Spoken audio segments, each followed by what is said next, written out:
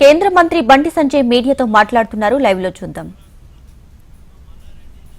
70 సంవత్సరాల స్వాతంత్ర భారతదేశ చరిత్రలో ఎన్నడూ లేనంతగా అత్యధిక నిధులు ఇస్తున్న విషయం వాస్తవం.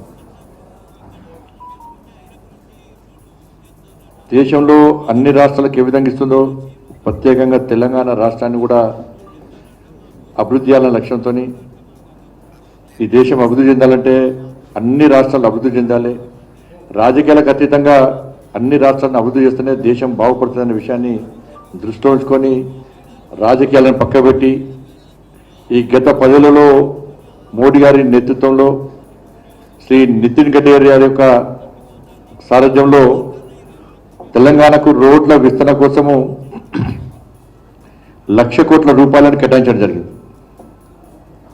ఇవాళ గతంలో గుంతల రోడ్లతోని ఏ ప్రాంతాలకు పోవాలన్నా కూడా 4-5 గంటలు ప్రయాణం చేయాల్సిన పరిస్థితుల్లో నరేంద్ర మోడీ గారి ప్రభుత్వం యొక్క సహకారంతో ఏ ప్రాంతానికైనా 2 గంటల వ్యవధిలో కూడా ఇవాళ ఈజీగా పోతున్నామంటే అది నరేంద్ర మోడీ గారి యొక్క ఘనత అనే విషయం మనకు తెలిసిన అంతేందుకు 18,000 కోట్ల రూపాయలతోనే ఇవాళ త్రిపురాలు నిర్మిస్తున్న విషయం వాస్తవం. దాంతోపాటు నేషనల్ హైవేతో పాటు గ్రామాల్లో గ్రామీణ సడక్ యోజన విషయంలో కానీ సిఆర్ఎఫ్ నిధులతో కానీ అనేక నిధులను గ్రామం నుంచి నగర స్థాయి వరకు రాజధాని వరకు కూడా అన్ని రోడ్లను నిర్మిస్తున్నటువంటి ప్రభుత్వం కేంద్ర ప్రభుత్వం అనేక రకాల నిధులతోని వివిధ పథకాల ద్వారా. రైల్వేల విషయానికి వస్తే గతంలో ఎన్నో లేని విధంగా ఈ 10 ఏళ్లలో 32,000 కోట్ల రూపాయలు ఖర్చు చేసినాం రైల్వేస్ కోసం, కొత్త రైల్వే ప్రాజెక్టు కానీ రైల్వే నిర్మాణాల కోసం కానీ. కేవలం ఈ ఒక్క ఏడాది బడ్జెట్లోనే 5,336,000 కోట్ల రూపాయలను రైల్వే నిధుల కోసం ఇలా కేంద్ర ప్రభుత్వం కేటాయించి తెలంగాణ రాష్ట్రానికి ఇంత పెద్ద మొత్తం చరిత్రలో, దేశ చరిత్రలో, ఉమ్మడి ఈ తెలంగాణ చరిత్రలో ఎప్పుడు కూడా ఇంత పెద్ద మొత్తంలో నిధులు కేటాయించిన ఘనత ఎవరికి లేదు. కేవలం నరేంద్ర మోడీ ప్రభుత్వము ఇలా 10 ఏళ్లలో 32,000 కోట్ల రూపాయలు, ఈ ఒక్క ఏడాదిలోనే రైల్వే బడ్జెట్లోనే 5,336,000 కోట్ల రూపాయలను ఇవాళ తెలంగాణకు కేటాయించడం జరిగింది. ఇలా సికింద్రాబాద్ చూడండి, ఇవాళ సికింద్రాబాద్ రైల్వే స్టేషన్ 720 కోట్లతోని సికింద్రాబాద్ రైల్వే స్టేషన్ను ఏ విధంగా అద్భుతంగా తీర్చిదిద్దడమో, ఇలా వరల్డ్ క్లాస్ నెంబర్ 1గా ఎట్లా చేస్తామో ఒకసారి మనం ఆలోచించిన అవసరం ఉంది. 350 కోట్లతో నాంపల్లి రైల్వే స్టేషన్ మొత్తం పూర్తిగా రూపురేఖలు మార్చేస్తున్నాం 350 కోట్లతో. దాంతోపాటు రేపు నరేంద్ర మోడీ గారు వర్చువల్ ద్వారా ప్రారంభిస్తున్న చెల్లపల్లి కొత్త టెర్మినల్ రైల్వే స్టేషన్ ప్రారంభించబోతున్నారు. వర్చువల్గా రెగ్యులర్గా రేపటి నుంచి 24 ట్రైన్స్ చెల్లపల్లి నుంచి రాకపోక సాగించబోతున్నాయి. దాదాపు 500 కోట్లకు పైగా ఇవాళ దానికి నిధులు కేటాయించబోతున్నాం. గూడ్స్ రైళ్ళన్నీ కూడా ఇదే ప్రాంతం నుంచి ఇవాళ ప్రారంభంగా పోతున్నాయి. కాబట్టి ఇప్పటికే అమృత్ కింద 44 రైల్వే స్టేషన్లను ఆధునీకరించడం జరిగింది. తెలంగాణ రాష్ట్రంలో కూడా అనేక రైల్వే స్టేషన్లు ఉన్నాయి. 44 రైల్వే స్టేషన్లను ఇవాళ ఆధునీకరించబోతున్నాం. 5 వందే భారత్ ట్రైన్లను కూడా మనం ప్రారంభించడం జరిగింది. ఇవాళ వందే భారత్ ట్రైన్ ద్వారా ప్రజలకు ఎంతో ఉపయోగపడే విధంగా ఇలా కేంద్ర ప్రభుత్వం సహకరించి వస్తున్నది. ఇన్ని రకాలుగా తెలంగాణ రాష్ట్రానికి కేంద్ర ప్రభుత్వం నరేంద్ర మోడీ గారి నేతృత్వంలోని ఎన్డీఏ ప్రభుత్వం, భారతీయ జనతా పార్టీ ప్రభుత్వం సహకరిస్తూ తెలంగాణ అభివృద్ధికి సహకరిస్తుంటే, కాంగ్రెస్ పార్టీ మాత్రం డైవర్షన్ పాలిటిక్స్తో ఇలా 70 ఏళ్ళుగా ఈ దేశాన్ని ఏ విధంగా అబద్ధ మాటలతో మోసం చేసిందో కాంగ్రెస్ పార్టీ, తెలంగాణ రాష్ట్రాల్లో కూడా ఉన్నటువంటి కాంగ్రెస్ ప్రభుత్వం, కాంగ్రెస్ పార్టీ నాయకులు ఇలా 6 గ్యారెంటీతోని ఏ విధంగా మోసం చేస్తున్నారో ఒక్కసారి ఆలోచించాల్సి ఉంది.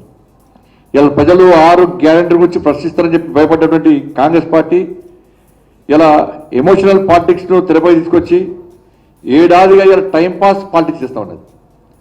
ఒక్కొక్కసారి ఒక్కొక్క విషయాన్ని ముందు తీసుకొచ్చి ఇవాళ ప్రజల దృష్టి మళ్లించే ప్రయత్నం చేస్తున్నారు. ఒకసారేమో కాళేశ్వరం మీద కమిషన్ అంటారు, ఒకసారేమో ఒక నెల రోజుల పాటు ఫోన్ ట్యాపింగ్ అంటారు, ఒక నెలల పాటు ఫామ్ హౌస్ కేసు అంటారు, ఒక నెలల పాటు డ్రగ్స్ కేసు అంటారు.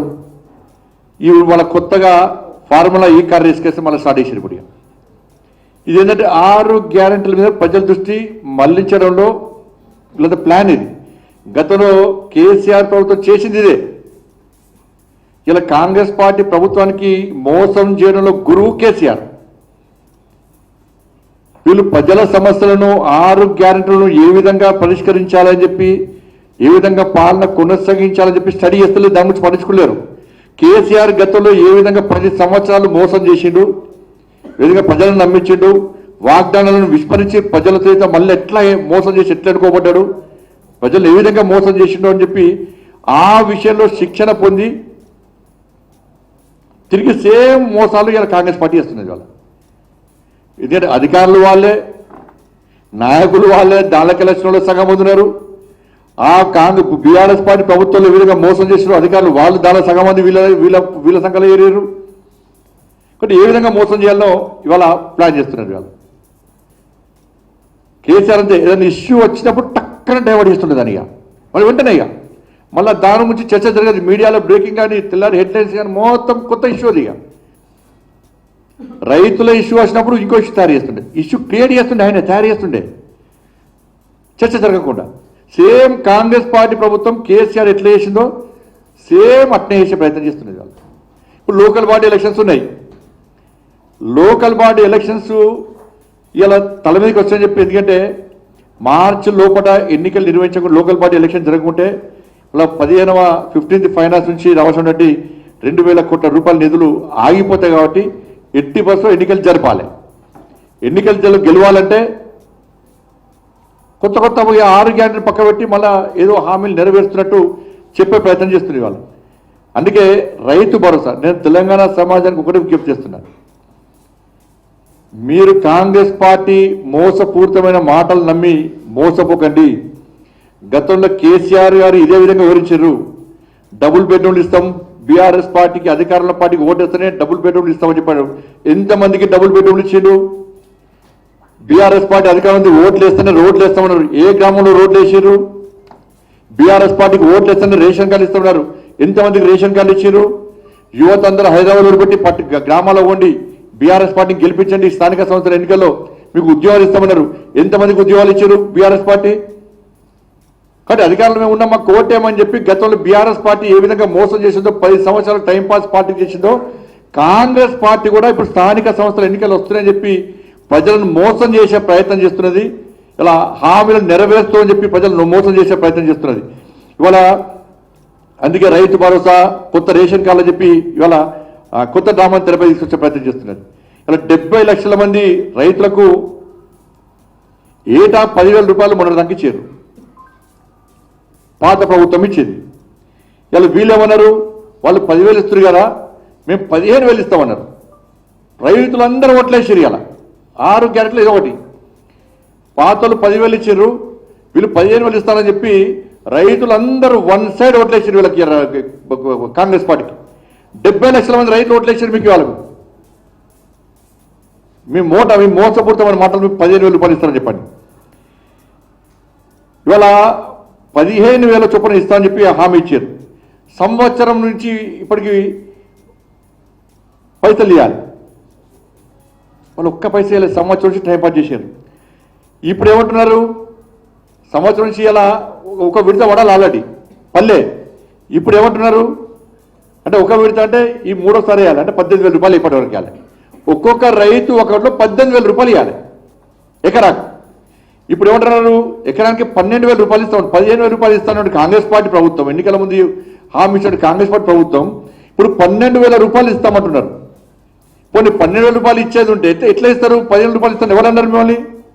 ప్రజలు అడిగిరా మిమ్మల్ని? పాతలు 10,000 ఇస్తే మీరు 15,000 రూపాయలు ఇస్తారని చెప్పి నమ్మే మీకు ఓటేస్తే సంవత్సరం నుంచి ఇయ్యలేదు. మళ్ళీ ఇప్పుడు ఏమంటున్నారు, 15,000 రూపాయలు ఇయ్యక 12,000 రూపాయలు ఇస్తామంటున్నారు. మరి 12,000 రూపాయలు ఇస్తే ఇప్పటికే 2 విడతలు ఇవ్వాలి, ఇది 3వ విడత. అంటే ఒక్కొక్క రైతు అకౌంట్లో 18,000 రూపాయలు వేయాలి. మీరు వేస్తారా ఏరా? మీరు వచ్చి సంవత్సరం అయింది, ఇప్పటికే 12,000 రూపాయలు ఆల్రెడీ వేయాలి. ప్లస్ మళ్ళీ ఇప్పుడు ఇంకో విడత వేయాలి, 6,000 రూపాయలు. 12,000 ప్లస్ 6,000, 18,000 రూపాయలు ఇవాళ మీరు ఒక్కొక్క రైతు అకౌంట్ వేయాలి. రైతులు, కౌలు రైతులు, వ్యవసాయకులు అందరికీ ఇస్తామన్నారు. 18,000 రూపాయలు రైతుల అకౌంట్లో వేస్తారా వేయరా? ఈ సంవత్సరం పాటు పైసలను దాచిపెట్టుకొని ఇప్పుడు వేస్తారండి. ఇవాళ ఇదే లెక్కన అంటే 70 లక్షల మంది రైతులకు, 70 లక్షల రైతులకు ఈ 12,000 రూపాయలు చొప్పున వేస్తే ఇప్పటివరకు ఈ 18,000 కలుపుకుంటే 12,600 కోట్ల రూపాయలు ఇవ్వాలి. 12,600 కోట్ల రూపాయలు ఇవ్వాలి. మీరు జనవరి 26 రోజు ఈ మొత్తాన్ని రైతులకు చెల్లిస్తారా చెల్లియరా? ఏదో అనామతిగా మేము 12,000 రూపాయలు ఇస్తాం, జనవరి 26కి ఇస్తామన్నాడు కాదు.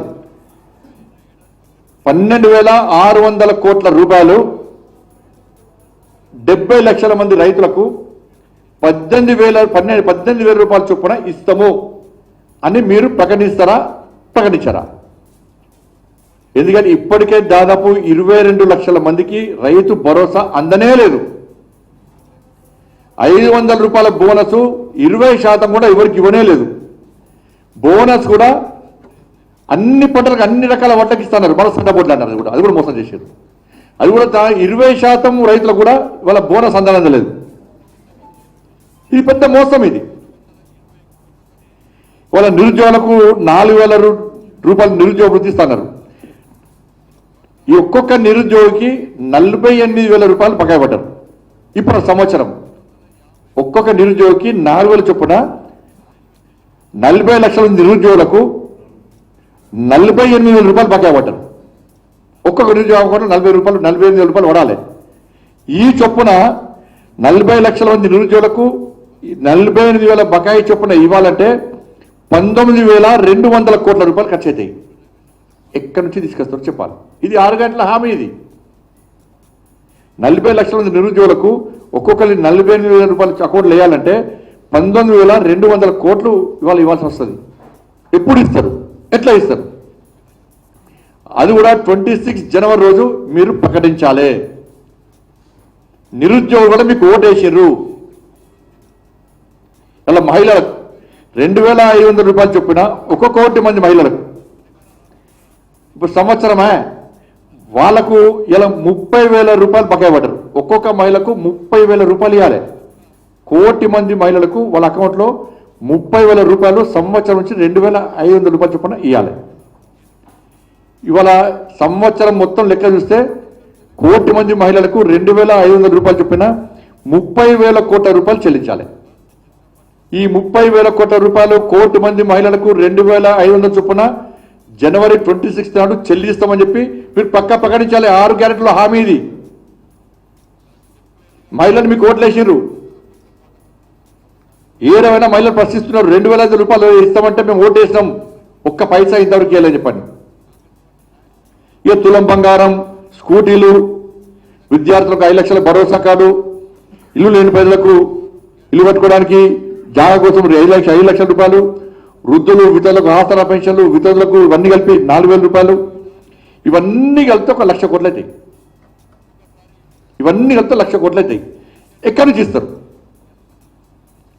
ఈ 1,00,000 కోట్లు ఎక్కడి నుంచి ఇస్తారు? అంటే ఇవన్నీ 6 గ్యారెంటీలు హామీ. సంవత్సరం అయిపోయింది. మీరు సంవత్సరం లోపల ఇస్తున్నారు. మీరు సంవత్సరం లోపల చెల్లిస్తున్నారు. అంటే ఇప్పుడు రైతు భరోసా పేరుతో మోసం చేస్తున్న రైతులను ఇక మిగతా ఇయ్యమన్నట్టు. ఇక అంటే మిగతా వాళ్ళు స్థానిక సంస్థల ఎన్నికలు ఓట్లు వేయకండి మాకు. ఇక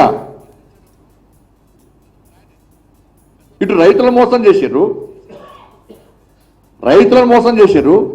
మహిళలను మోసం చేస్తున్నారు, యువతను మోసం చేస్తున్నారు, విద్యార్థులను మోసం చేస్తున్నారు, వృద్ధులను మోసం చేస్తున్నారు. వాళ్ళందరి ఓట్లు వీళ్ళకి వద్దిగా.